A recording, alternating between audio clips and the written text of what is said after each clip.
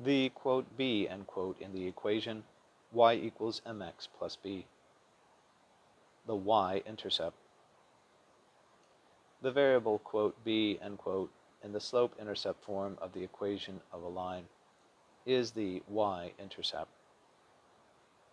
The y-intercept is the point at which a graph crosses the y-axis. The word intercept means to cross or come into contact with. Think of an interception in the game of American football.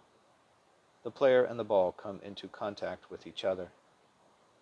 Remember, there are two axes in the Cartesian Coordinate System. The x-axis is always the horizontal axis, and the y-axis is always the vertical axis. Also remember, horizontal is like looking out at the horizon and is the line formed from left to right. Vertical is the opposite, as in up and down. Just as there is a y-intercept, there is also an x-intercept. The (b) in the equation y equals mx plus b is the y-intercept. Antonyms: slope.